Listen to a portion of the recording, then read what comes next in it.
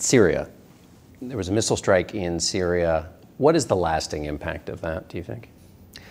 Well, actually, I'm with a lot of other people. I thought it was a good thing to do. It showed the United States has not just completely dealt itself out of the situation with respect to Assad and his future. It sort of went back and in a way validated the red line that President Obama had drawn. It is a one-off. They've now taken steps. They've moved their airplanes to where the Russians are, and so on and so forth. But I think it sent a useful message. But it is still a one-off. It's not a strategy. What do you see a strategy? Well, I think that the strategy, as I see it, and this is all just based on reading newspapers, is to keep focused on destroying ISIS, and that's the first priority. And the other things are kind of what kind of a political settlement there might be.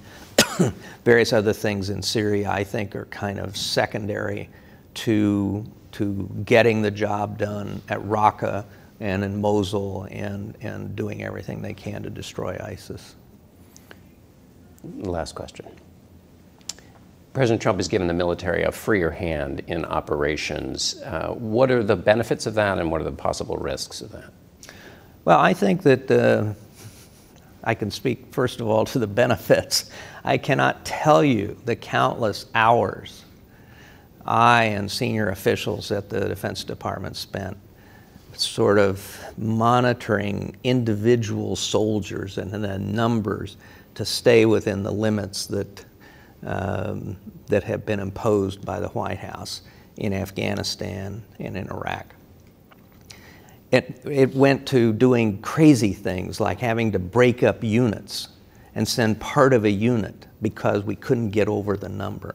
So it was a level of micromanagement that just the military guys would just roll their eyes. So I think, and getting down to almost Lyndon Johnson in Vietnam kind of review of targets and things. So I think giving the military more flexibility tactically and to manage the numbers. And I think on numbers, it seems to me that the president should give the Pentagon sort of a range and say, I want you to stay within this range, but if you need more, come back to me.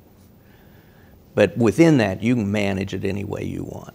And I think within giving them some broad guidelines in terms of targets, let them do it. I remember First President Bush sent me over to the Pentagon, much to the chagrin of Secretary of Defense Cheney and Chairman of the Joint Chiefs of Staff Colin Powell, to review the target lists in Iraq during the first Gulf War.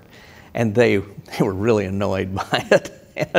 And fortunately, I had a good relationship with them. And basically, they said, see, we don't have any hospitals, we don't have any mosques, we don't have any churches, we don't have any schools. I said, okay, we're good. So I think the president should draw the broad guidelines and provide the strategy, but then give the military the flexibility to actually fight to carry out that strategy as necessary. I think there needs to be a good reporting mechanism back to the president so he knows what's going on. I wasn't required to tell the president every time I was going to deploy forces, but when those forces were going to likely be in combat or have American lives at risk, I never thought it was a good idea to surprise the President of the United States.